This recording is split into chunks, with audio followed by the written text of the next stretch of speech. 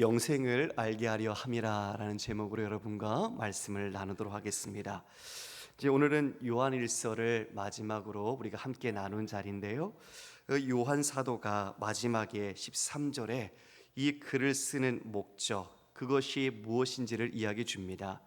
물론 전체적으로 이 글의 목적이기도 할 수 있지만 앞서 우리 5장 앞부분에 있는 것처럼 하나님의 아들을 믿는 자, 그에게는 생명이 있다는 이야기를 했었죠.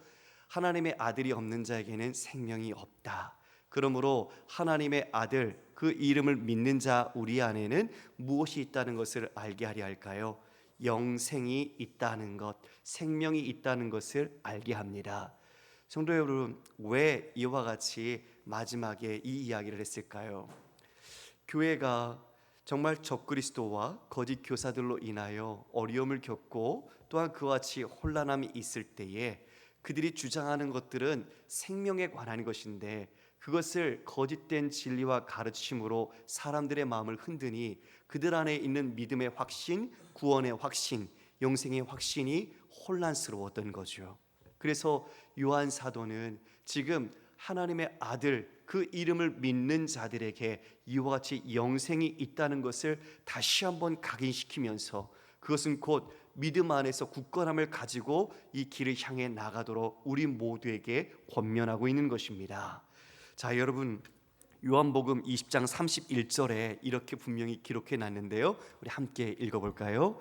오직 이것을 기록함은 너희로 예수께서 하나님의 아들 그리스도심을 믿게 하려 함이요 또 너희로 믿고 그 이름을 힘입어 생명을 얻게 하려 함이라.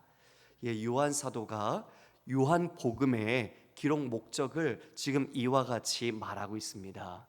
이 요한복음을 기록한 목적도 하나님 아들, 바로 예수 그리스도가 그 하나님의 아들이시며 그리스도이시다, 이것을 너희로 믿게 하려 한다. 그리고 그 믿음으로 말미암아 이름을 힘입어 무엇을 얻게 하려 한다고요? 생명을 얻게 하려 한다. 자, 성도 여러분, 많은 인류에 오고 간 수많은 사람들은 생명을 조금이라도 연장하려고 했지요. 자신이 부귀와 영화를 누리고 있는 사람일수록 그 생명에 대한, 건강에 대한 마음을 더 많이 쏟았던 걸 보게 됩니다. 어쩌면 인류가 가장 소망하는 것은 영원한 생명에 대해서 그것을 어떻게 하면 얻을 수 있을까, 그런 바람과 갈망들이 있었겠죠. 그러나 그 모든 것은 어디 안에 있다고 이야기합니까? 우리 주 예수 그리스도 안에 있다. 하나님께서 그 생명을 아들 안에 주셨고 그 아들을 믿는 자, 그 안에 생명이 있음을 분명하게 요한 사도는 그 교회 공동체에게 알려줍니다. 흔들리지 말도록 한 거죠. 여기에 생명이 있다, 여기에 구원이 있다. 수많은 거짓 가르침이 이 온 인류의 역사 속에 수많은 거짓 메시아들, 거짓 선지자들, 그리고 거짓 교주들을 통해서 수많은 영떼들과 성도들이 잘못된 길로 가고 있는 것을 우리는 지금도 보고 있습니다. 참으로 많이 안타까운 것은 이 땅의 다음 세대들이 하나님의 말씀과 진리 안에서 그 영원한 생명 가운데 거해야 하는데, 많이 배우고 많이 알고 똑똑하다고 하지만 이단과 사이비에 빠져 있는 청년들을 볼 때 심히 마음이 아프고 안타깝습니다.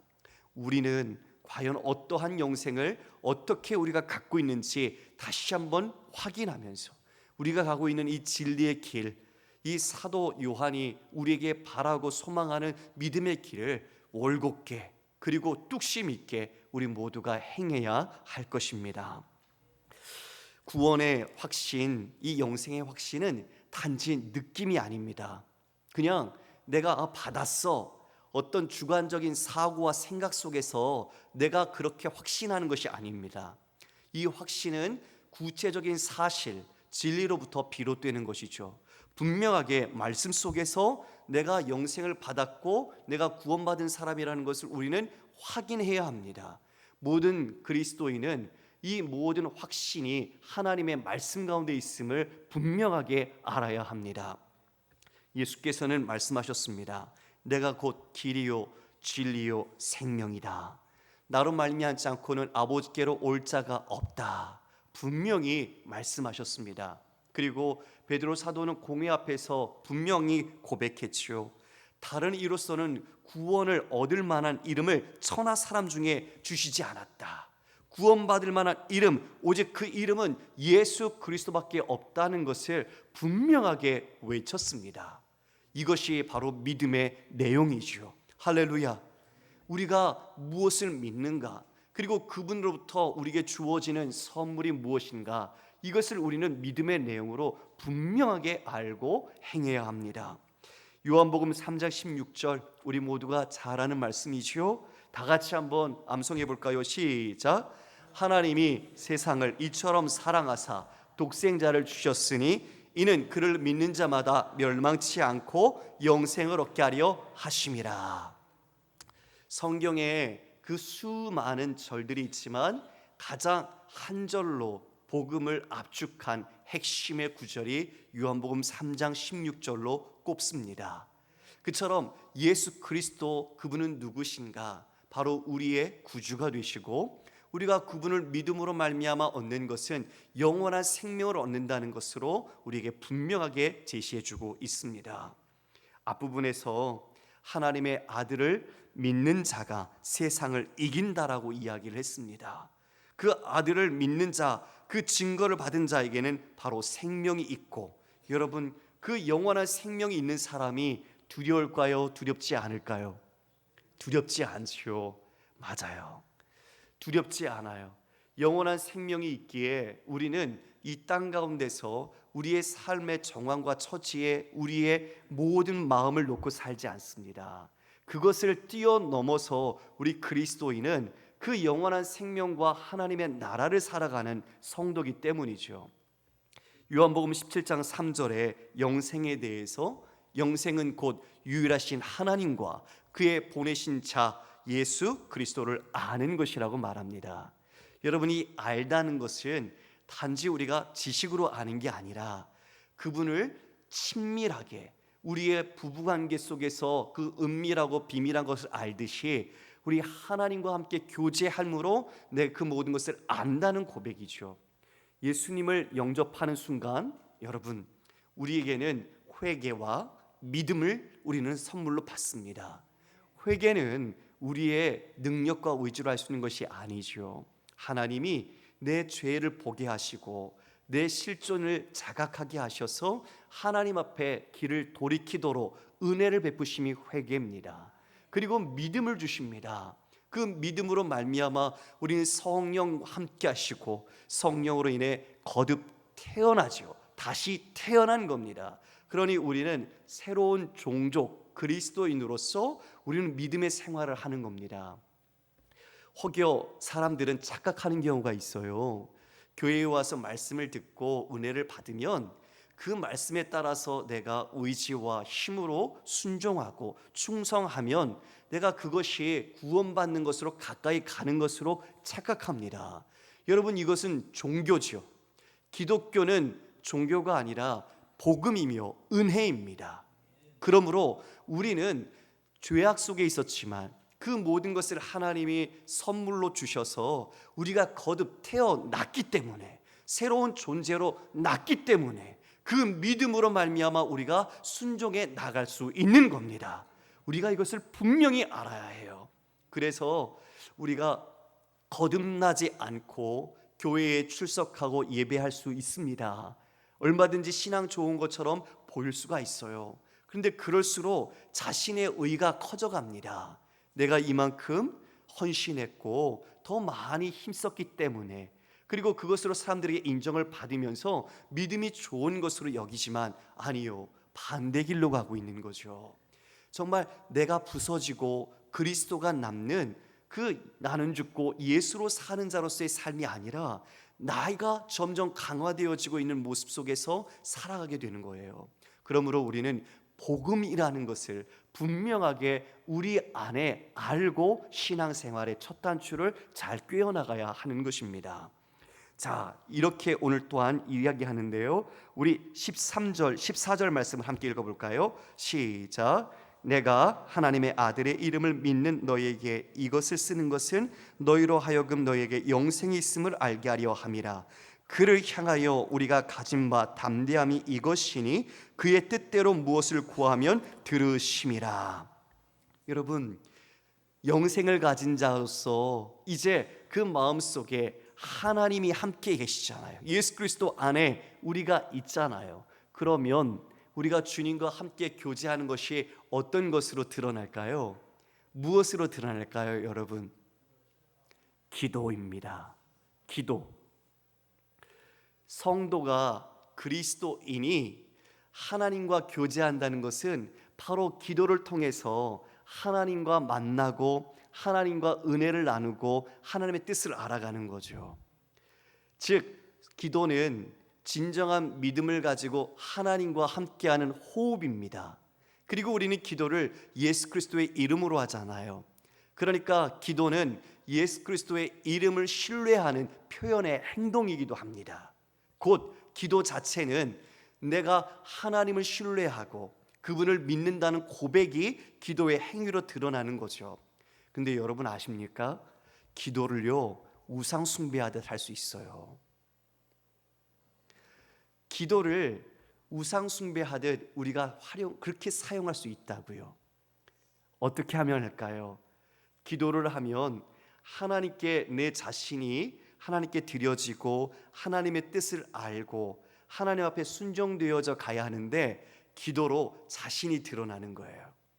기도의 행위의 열심, 기도의 행위의 그 모든 공로가 자신에게로 향하는 거예요. 우리 복음서에 보면 바리새인들이 어디에서 기도합니까? 길거리 모퉁이에서 기도해요. 사람들이 많이 왕래하는 곳이죠. 그곳에서 손을 들고 기도합니다. 그럴 수 있죠. 그런데 중요한 건 뭐죠? 그 기도를 통해서 진짜 하나님께 내 자신을 내어드리고 하나님의 뜻을 깨닫고 내 죄를 보게 하는 것이 아니라 하나님 앞에서 내 자신을 과시하고 그 기도를 다른 사람이 들으면서 내 자신이 더 위에 있는 것처럼, 더 의로운 사람인 것처럼 포장하는 거예요. 그러니까 얼마든지 기도로도요, 하나님을 섬기는 게 아니라 나를 섬길 수가 있다니까요. 우리는 기도를 분명히 하나님께 드리는 종교적인 행위, 가장 주님 앞에 믿음의 신앙의 행위라는 것을 우리는 분명하게 알아야 합니다. 기도 속에서 나는 죽어야 하고 우리 주님이 내 안에서 주인 되심을 확인하고, 그리고 주님이 내게 말씀하시는 뜻을 따라서 내가 온전히 그 힘 가운데 순종하게 하옵소서. 이것이 바른 기도가 되겠죠. 그래서 영생을 가진 자, 바로 그가 기도를 하기 시작하는데 그 기도에 담대함이 있대요. 그 담대함이 무엇인가? 바로 주님의 뜻대로 구하면 들으신다는 거예요. 할렐루야. 주님의 뜻대로 우리가 하나님 앞에 구하면, 즉 기도하면 하나님은 그 기도를 들으신다. 여러분, 우리가 여기서 큰 격려와 힘을 얻습니다. 맞아, 하나님은 반드시 약속을 지키시는 분이야. 그분은 자신이 언약하신 대로 신실하신 분이야. 우리는 그 하나님을 신뢰합니다. 그러므로 하나님이 말씀하신 것을 따라서 우리가 이 성경을 통해 하나님의 뜻을 깨닫고 주님의 그 마음을 깊이 알아갈 때 우리는 그것을 붙잡고 하나님께 기도할 때 무슨 격려를 받을 수 있죠? 이 기도는 반드시 응답된다는 것이죠. 할렐루야. 여러분, 이게 얼마나 신명나는 일입니까? 얼마나 기쁜 일입니까? 우리가 아무리 힘 꽤나 쓰는 사람 찾아가도요, 그 사람이 우리가 행하는 태도나 반응에 따라서 마음이 바뀌어요. 아침에는 와라 그러지만 저녁에 갔더니 언제 내가 그랬냐고 말을 싹 바꿀 수 있어요. 그런데 하나님은 아니요. 하나님은 언제나 하나님이 하신 말씀을 따라 신실하게 약속을 지키신다고 분명하게 약속해 주셨습니다. 그러니 여러분, 우리가 얼마나 하나님을 신뢰할 수 있습니까? 그러니 여러분, 기도가 얼마나 기쁜 일입니까? 안 그렇습니까? 기도는요, 신자에게 주어진 하나님의 특권입니다. 자녀만이 누릴 수 있는 특권이에요. 그러니 우리는 기도로 하나님의 주권을 인정하고 하나님의 도우심을 받을 뿐만 아니라 하나님의 자녀라는 것을 그 아버지와의 기도의 교제 속에서 누릴 수 있는 거죠. 여러분, 그런데 여러분이 기도 현실적으로 어떻게 하고 계시나요? 기도의 자리를 얼마나 하나님 앞에 자주 가져가시나요? 아니면 기도를 위하여 얼마나 힘쓰고 계시나요?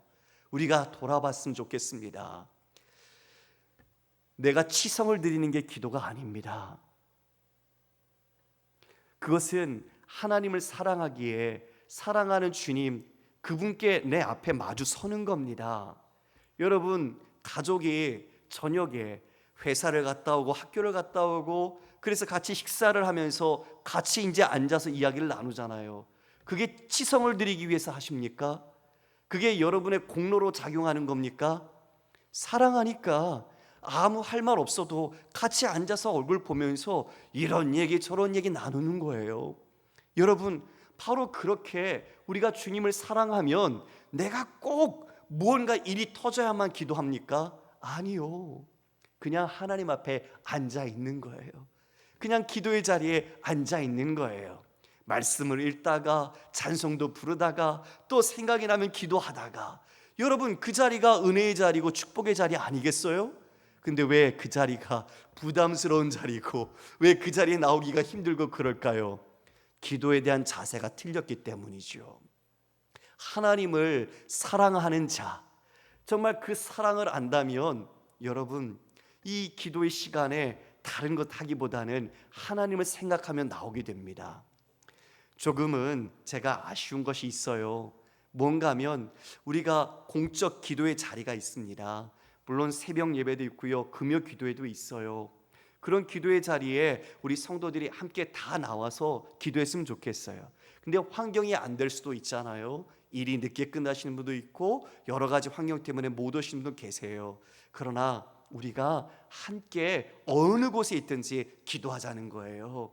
하나님을 사랑함으로 여러분이 기도의 시간을 오래 갖지 못해도 그 중심을 하나님께 두면서 내가 일하는 이 시간에도 주님 나를 도와주세요. 내가 주님의 이 뜻 가운데 이 일을 감당하게 해주세요. 어떤 현장에 있어도 이곳에서 하나님의 뜻이 이루어지도록 나를 이끌어 주세요. 우리는 그 모든 일의 자세가 기도로부터 시작이 되어야 할 것입니다. 가능하다면 이곳에 우리 모두가 함께 나와서 함께 기도할 때 오히려 더 힘을 얻죠. 왜냐하면 모일수록 더 힘을 얻기 때문입니다. 그리고 함께 사역하시고 헌신하는 분들이 여러분 한 분 한 분이 함께 나와서 힘껏 찬양하고 기도할 때 오히려 하나님의 사랑을 더 진하게 느낄 수 있거든요. 율법을 말하는 게 아닙니다. 이것은 하나님의 사랑으로 우리가 함께 이렇게 행하자는 것을 이야기하는 것입니다. 그러므로 여러분께서 이 말씀 속에 다시 한번 내 기도 생활이 어떻게 이루어지고 있는지, 하나님과의 관계의 문제겠지요. 이것을 더 친밀하게 하나님의 말씀 앞에, 주님 앞에 내가 시선을 맞추고 서 있는 기도의 자리를 잃지 않기를 간절히 소망합니다. 자, 너희가 구해도 받지 못하는 것이 있대요. 이거를 야고보는 뭐라고 말했냐면 정욕을 위하여 구했기 때문이라고 말합니다. 욕심 때문이죠. 내 마음을 구하는 거죠. 기도는 하나님의 뜻, 하나님의 나라가 이 땅에 이루어지도록 우리가 힘쓰는 것이죠. 그게 그리스도인인데요, 우리가 내 욕심과 내 목적이 앞서서 하나님은 뒷전으로 미룬 채 그것을 우리가 기도할 때 우리 자신의 기도의 방향이 올바르지 않다는 것을 분명히 알아야 합니다. 그러나 하나님께서는 그런 기도 가운데도 어린 기도의 사람들, 신앙의 초보자들이 그렇게 기도하더라도 하나님은 들으시고 하나님은 응답하시고 하나님은 또한 깊은 기도의 길로 인도해 가시는 분이십니다. 그러므로 중요한 건 뭘까요? 기도의 자리에 있어야 한다는 것이죠. 할렐루야. 기도할 때 은혜를 입습니다. 무응답처럼 느껴질 때가 있습니다. 기도했는데 왜 안 되지? 여러분, 기도는요 하나님이 들으시는 것으로 끝나는 거예요. 1차적으로 하나님은 모든 기도를 들으세요. 그러나 그 기도에 응답하심은 하나님의 주권입니다. 그러니까 내가 원하는 방향은 이건데 하나님이 이렇게 응답하신 것도 응답이죠. 우리는 이것만 응답이라고 생각한다면 여러분 큰 착각을 하고 있는 거예요. 하나님은 우리를 뛰어넘으시는, 우리의 생각과 지성과 그 이성을 뛰어넘어 역사하시는 분이시잖아요. 우리는 어떤 순간에도 하나님을 신뢰한다면 우리의 기도대로 주시지 않아도 하나님이 주시는 것이 최고의 것이다, 최고의 선이라는 걸 알 때 우리는 그것을 감사로 받으시면 됩니다. 그것이 우리에게 유익한 것이겠죠. 지금 우리 세대의 응답이 안 될 수도 있어요. 다음 세대의 응답이 될 수도 있어요. 그러나 여러분 기도로 심으시면 반드시 하나님께서 선하신 뜻 가운데 하나님의 때와 방법으로 역사하십니다. 기도에서 중요한 것이 하나님의 마음, 하나님의 뜻입니다. 그렇게 이제 이 담대함을 갖고 있는 거예요. 15절에 보니까 그와 같이 하나님의 뜻대로 구하면 무엇이든지 구하는 바를 들으신즉 안즉 우리가 그에게 구한 것을 얻을 줄 또한 안다. 그러니 우리는 기도합니다. 그러니까 성도는 기도하는 사람이죠. 그런데 그 기도 속에서 이제 우리는 그 담대함으로 누구를 바라봐야 할까요? 형제를 바라봅니다. 하나님과의 관계를 지속적으로 갖잖아요. 그때 그 기도와 그 사귐과 그 은혜 안에서 우리의 형제 사랑을 바라보게 됩니다. 여러분, 요한이 별명이 무슨 사도예요? 사랑의 사도. 사랑의 사도. 이제 그 형제 사랑으로 우리의 기도를 활용하고 형제를 위하여 기도하도록 권면하는 것이죠. 뭐라고 말합니까? 우리 함께 말씀을 볼까요? 16절 말씀인데요, 다른 성경으로 번역된 것을 우리가 함께 읽어보겠습니다. 시작. 누구든지 어떤 교우가 죄를 짓는 것을 볼 때에 그것이 죽음에 이르게 하는 죄가 아니면 하나님께 간구하십시오. 그리하면 하나님은 죽을 죄는 짓지 않은 그 사람들에게 생명을 주실 것입니다. 죽을 죄가 있습니다. 이 죄를 두고 간구하라고 하는 말이 아닙니다. 불의한 것은 모두 죄입니다. 그러나 죽음에 이르지 않는 죄도 있습니다. 자, 여러분, 우리가 예수님을 믿지만 교우라고 말하고 있고 본문에는 형제라고 말하고 있어요. 그가 죄를 짓네요. 예, 무리도 죄를 짓지요. 그런데 여기에 죽음에 이르게 하는 죄가 있고 그렇지 않은 죄가 있다라고 요한이 이야기합니다. 따라서 죽지 않을 죄를 범하는 형제, 교우를 위해서 우리가 어떻게 하라고요? 하나님께 기도하라고요. 하나님께 우리가 그 형제가 더 굳건한 믿음으로 하나님을 따를 수 있도록 기도할 때 하나님께서는 그 기도, 그 죄 용서하는 사람 통해서 우리가 그 죄를 깨달아 기도할 때 죄의 용서를 주심으로 우리가 하나님의 사람으로 바르게 살아갈 수 있도록 이끌어 주시는 거죠. 즉 사망에 이르지 않도록 행한다는 겁니다. 여러분, 모든 불의, 모든 죄는 여러분 결과가 사망입니다. 죽습니다.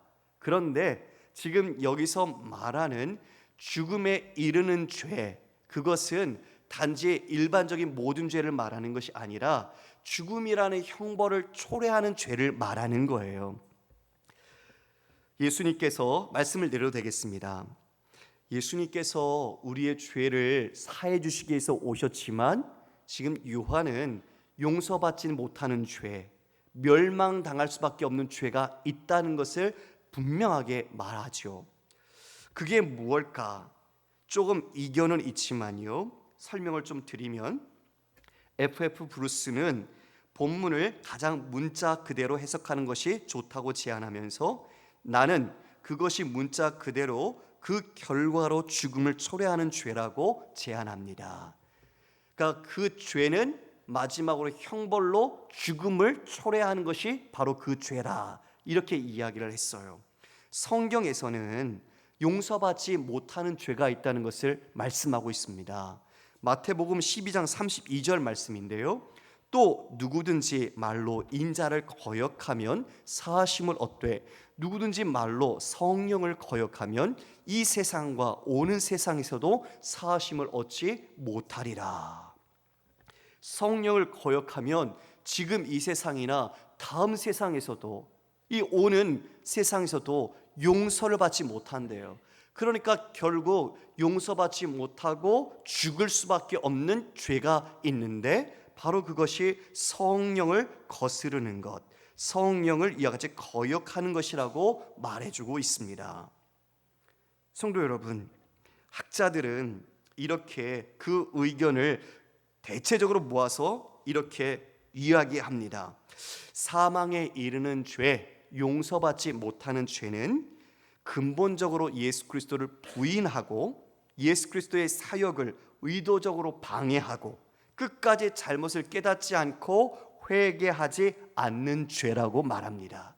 그러니까 다시 말하면 예수 그리스도를 부인하고 의도적으로 예수 그리스도의 사역을 방해하는 거죠. 그리고 자신의 잘못을 깨닫지 않고 끝까지 회개하지 않는 죄가 바로 죽음에 이르는 죄, 사망에 이르는 죄라고 말하고 있습니다. 참 무섭죠. 저는 이 구절을 보면서 우리가 참 믿음을 올바르게 가져야겠다. 우리가 예수 믿기 전에는 분명히 하나님께 거역하고 그랬어요. 그런 죄를 말하는 게 아니에요. 이것은 하나님의 은혜를 입은 자, 즉 예수 그리스도 안에 있기도 했었고 그 복음도 들었지만 그것을 떠나서 이제는 오히려 하나님께 예수 그리스도에 대하여 대적하고 있는 사람들에 대하여 말하고 있는 겁니다. 예수를 부인하는 자들이죠.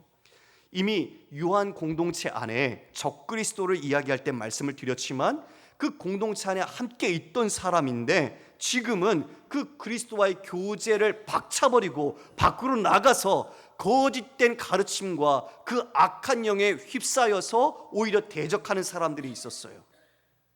적그리스도에 대하여 그들은 처음부터 이 공동체 안에 속하지 않았던 자라고 요한은 분명하게 말합니다.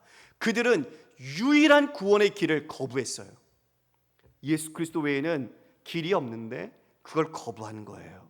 그래서 그들은 악한 영에 휘잡혀 있어서 어떻게 될까요? 기도가 닿지 않아요. 요한은 지금 그렇게 사망에 이르는 죄에 있는 자들을 위하여 기도하라고 말하지 않습니다. 사망에 이르지 않는 죄를 범한 형제들을 위해서는 기도하라 하지만 그 다른 사망에 이른 죄에 대해서는 기도하라고 자기가 당부하지는 않아요. 여러분, 그러나 우리는 여기서 함께 생각하고 싶은 것은요, 누가 사망에 이르는 죄를 범했는지 우리는 알 수 없습니다. 우리는 그 사람 중심과 마음을 다 알 수 없잖아요. 우리는 그래서 모든 사람들을 향해서 긍휼히 여기며 함께 기도해 주십시오. 그들이 하나님께로 돌아올 수 있도록 이 땅에 우리의 이웃들, 우리의 이웃집에 믿지 않는, 아니요, 우리 가정 안에도 믿지 않는 사람들이 많잖아요. 그들이 하나님께로 돌아올 수 있도록 우리는 기도해야 합니다.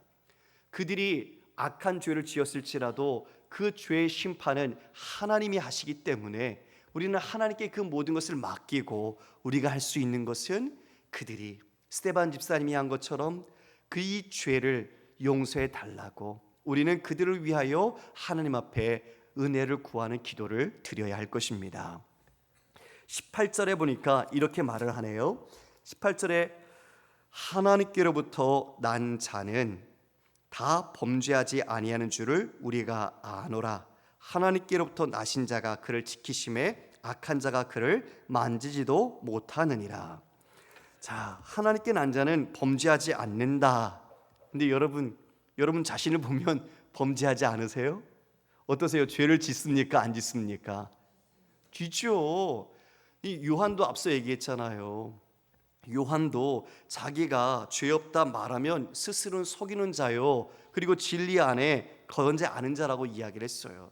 그리고 조금 전에 앞서서도 우리 형제고 교우지만 죽음에 이르지 않은 죄를 범하면 기도해 주라고 했잖아요. 그렇게 형제 사랑으로 함께 하라고 이야기를 해줬잖아요. 그러니까 여기서 우리가 죄를 짓지 않는다라고 말하는 것은 지속적이고 반복적인 죄를 습관적으로 짓지 않는다는 겁니다.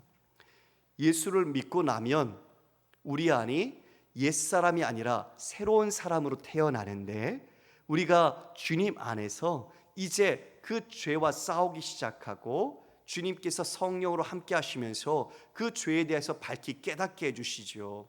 그래서 우리는 죄를 지으면 그 죄가 무엇인지를 알아요. 그러나 성령이 없으면 죄가 죄인지를 알지를 못해요.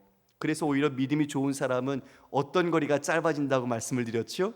회개의 거리가 짧아진다. 그렇지요? 믿음이 좋은 사람은 자신의 죄를 더 밝히 보고 하나님과의 거리가, 회개의 거리가 점점 짧아진다고 이야기를 하지요.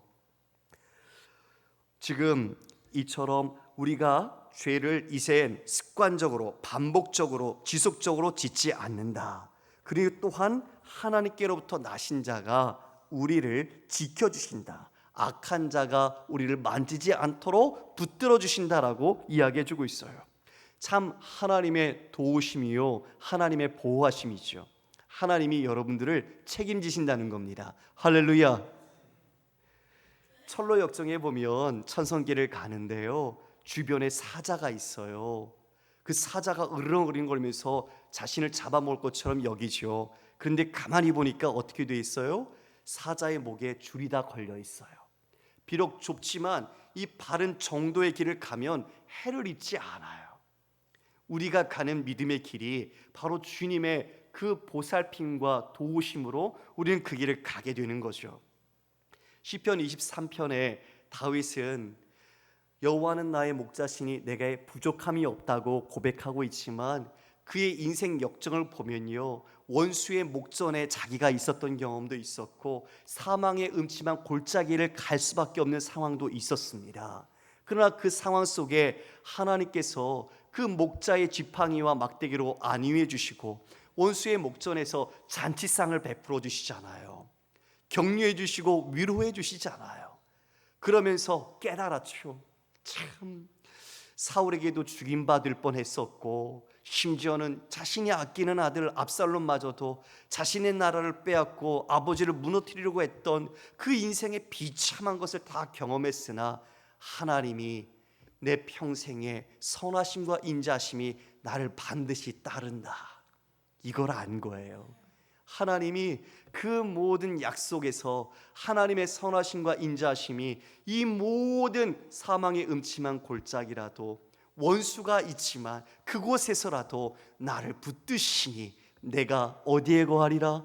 여호와의 집에 영원히 거하겠다. 진정한 기쁨을 알았어요.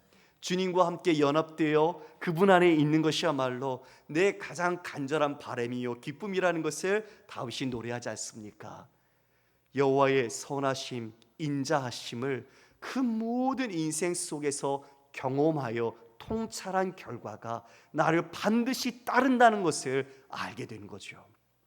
하나님께로부터 나신 자 예수 그리스도께서 여러분들을 그 악한 자로부터 지키신다, 보호하신다, 돌보신다 믿으시길 바랍니다. 그러니까 우리는 어디로 가면 돼요? 주님 안에 있으면 돼요. 주님께서 말하신 길로 가면 돼요. 그러면 그 길에 우리는 해함을 전혀 입지 않는 것입니다. 여러분, 우리 말씀 또 19절 20절 우리가 함께 읽어볼까요? 시작. 또 아는 것은 우리는 하나님께 속하고 온 세상은 악한 자 안에 처한 것이며 또 아는 것은 하나님의 아들이 이르러 우리에게 지각을 주사 우리로 참된 자를 알게 하신 것과 또한 우리가 참된 자 곧 그의 아들 예수 그리스도 안에 있는 것이니 그는 참 하나님이시요 영생이시라. 아멘. 우리가 안 돼요. 여러분 아셔야 돼요. 우리가 분명히 안 돼요. 하나님의 아들을 믿는 자, 우리 형제는 우리가 이걸 안다. 뭘 아는가? 우리가 하나님께 속했다는 것. 할렐루야. 여러분, 앞서 우리가 하나님께 속해 있다면, 하나님의 아들을 믿는다면 하나님께부터 나신 자가 바로 여러분들을 보호해 주신다고 말씀하셨어요. 그렇지요? 그리고 또 하나가 우리가 알 것은 우리가 하나님께 속했다는 걸 안돼요. 여러분, 신앙에는요 중간지대가 없어요. 회색지대가 없어요. 그러니까 우리의 영적인 전선은 두 개가 서로 마주하고 있는 거예요. 하나님의 영역 그리고 악한 세력의 영역이 서로 영적인 싸움의 전선을 마주하고 있죠. 우리는 둘 중에 하나지 중간의 영역지대가 없습니다. 그러므로 우리는 분명하게 나는 하나님의 속한 자야. 나는 하나님께 속함으로 그분의 말씀을 듣고 그분을 따르는 자라는 것을 우리는 반드시 알아야 한다는 것이죠. 그러나 세상은 어디에 속했어요? 악한 자 안에 속했어요. 그래서 세상과는 우리는 불가피하게 영적인 전쟁이 있습니다. 그러나 하나님 나신 자가 우리를 보호하신다고 하셨으니 두려울 것이 무엇입니까? 우리 안에 영생이 있고 하나님께 나신 자가 우리를 보살피시고 우리를 안전하게 지키시는데 무엇이 두렵겠습니까? 그러므로 우리는 믿음의 길을 담대히 가는 것이죠. 또 우리가 세 번째로 알아야 할 것이 있어요. 그것이 20절이죠. 뭐냐? 하나님의 아들이 우리에게 이르러 우리에게 무엇을 주셨다고요? 지각은 이해력이라고 여기시면 될 거예요. 자, 여러분 저를 보시겠습니까? 지각은 어떻게 보면 우리의 모든 감각이 하나님을 향하여 열려 있다 할지라도 성령이 없으면, 거듭나지 않으면 우리는 하나님을 알 수가 없어요. 하나님의 아들이신 분이 오셔서 우리의 지각을 열어주셨기 때문에 우리가 보지 못한 것을 보게 되는데, 그게 무엇인가? 우리로 참된 자를 알게 하셨다. 바로 참되신 분 우리 주 예수 그리스도를 알게 하셨으며, 또한 그분이 참 하나님이요 그분이 무엇이다? 영생이시라는 걸 알게 하셨다는 거예요. 하나님이 지금 이 예수 그리스도를 통하여 우리의 지각을 열어주시지 않으면, 여러분 제 아무리 이 세상에 석학이라 할지라도 이 참된 분을 자신이 믿지 못하고 그 안에 있는 영생을 누리지 못한다는 겁니다. 그러므로 여러분, 예수님께서 우리에게 주신 지각은 참으로 고귀한 것입니다. 우리는 그 성령을 통해서 우리는 성도로서의 하나님의 거룩한 감정과 마음을 알고 하나님의 뜻을 이해하고 성경의 뜻을 깨달아 순종해 나갈 수 있게 되는 거죠. 성령이 없으면 하나님의 말씀을 읽지만 그 말씀의 진의를 깨닫지 못합니다. 말씀을 많이 읽은 게 중요한 게 아니라 그 말씀이 지향하고 있는 목적과 의미가 무엇인지 성령께서 조명해 주실 때 우리는 분명하게 알 수 있게 되는 것이죠. 바로 이 은혜가 누구에게 있다고요? 우리에게 있는 것을 알아라. 이게 얼마나 큰 은혜요 사랑입니까? 다시 정리하면, 하나님께 정말 예수 그리스도를 믿는 자들에게는 영생이 있고, 또한 그는 하나님께 나신 자가 우리를 돌보시고 지키신다.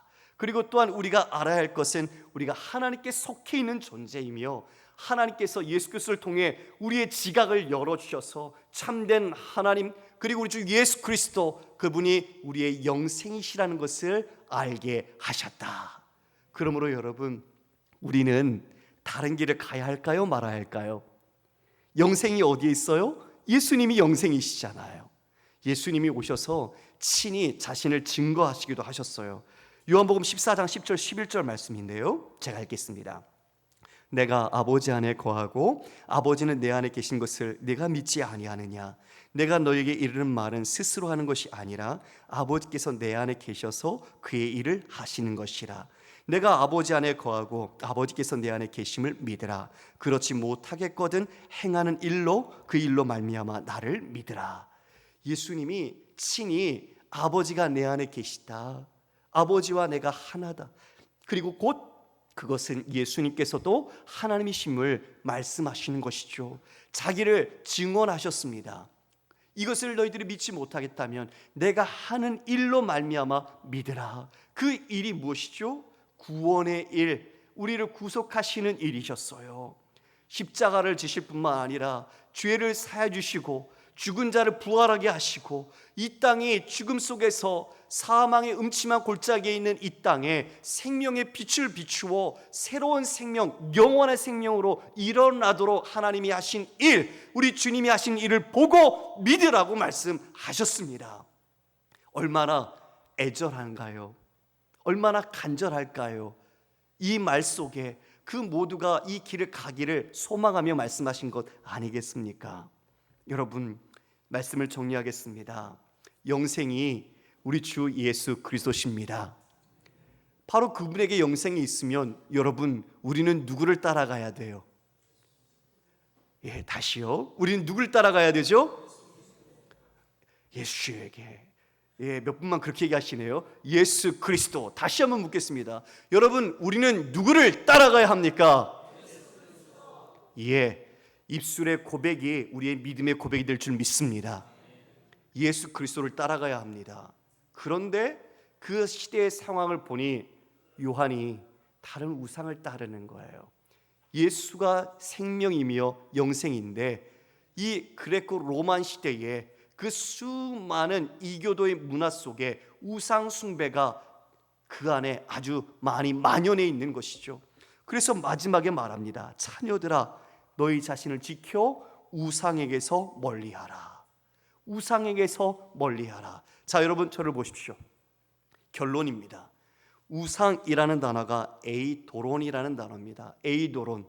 그런데 우상의 원래 뜻이 뭐냐? 그림자 그리고 유령이란 뜻이에요. 그림자, 유령. 자, 여러분 여기 컵이 하나 있습니다. 컵이 있으면 여기 위에서 지금 조명의 빛이 비치니까 이 아래 뭐가 질까요? 그림자가 지죠. 그럼 여러분 묻겠습니다. 이 컵의 밑에 보이는 그림자가 실체입니까? 이게 실체입니까? 이게 실체죠. 예, 이게 실체예요. 그런데 사람들이 무엇을 실체처럼 여기는 거죠? 그림자, 유령. 그 진짜 본체가 아닌 밑에 있는 형상을 자신이 실체처럼 알고 쫓아가는 거예요. 이게 우상이에요. 그러니까 결론은 헛된 거죠. 잡으려고 했는데 아무것도 없어요. 그 시대에 이미 그러한 세상과 관점의 종교적인 모든 것들이 이교도의 문화 안에 다 점철되어 있었던 겁니다. 그러니까 우리가 영생이신 분이 예수 그리스도라는 걸 알면 어떻게 해야 한다? 우상을 멀리하라. 이게 우리 영생을 받은 자가 살아가는 삶의 모습이고 우리의 양식이 되는 것이죠. 그 당시에 영지주의자들이 바로 예수 그리스도 대신에 자신이 유령 그리스도를 만들어 놓았어요. 예수님은 성육신하지 않았다. 그러니까 예수님을 자신들이 원하는 철학과 그 시대의 사조에 맞게 바꾸어서 끼워 넣은 거예요. 참 인간이요 참 하나님으로 오신 예수 그리스도인데 자신들이 유령 그리스도를 그 안에 만들어서 자신들은 그것을 섬긴 거예요. 그러니까 그들은 하나님 그리스도를 섬긴 게 아니라 뭘 섬긴 거죠? 우상, 유령을 섬긴 거예요. 지금 그러한 것들이 교회 안에 적 그리스도와 거짓 교사들로 인하여 있었던 그 모든 것들을 바라보면서 그런 우상들, 유령들, 그런 그림자들 그것을 쫓지 말아라. 사랑의 사도 요한이 이제 마지막으로 그와 같이 자녀들을 향한 간절한 마음으로 호소하는 것입니다. 사랑하는 성도 여러분, 우리도 이 말씀 속에서 우리가 우상을 멀리해야 된다는 것은 인식하고 있지만 우리가 문연중에, 은연중에, 문화에 또 습관에 우리 가정의 전통과 뭐 그런 부분에 있어서 우리가 우상을 가까이 하고 있지 않은가 돌아보셔야 합니다. 그런 유령들, 그림자들을 다 잘라내고 진짜 실체이시고 영생이신 그리고 참된 분이신 예수 그리스도를 따르는 것이 바로 우리 모두가 함께 손잡고 나가야 할 방향인 것입니다. 우리가 오늘 말씀을 들은 거로 여러분의 삶에서 내 안에 있는 우상들, 우리 가정에 있는 우상들을 잘라내십시오. 유령들, 거짓된 그림자를 다 쳐내십시오. 그리고 오직 영생이신 우리의 참된 분이신 예수 그리스도만을 모시고 믿음의 신앙생활을 우리 모두가 충성되어 나가는 사랑하는 성도들 되시기를 주님의 이름으로 축복합니다.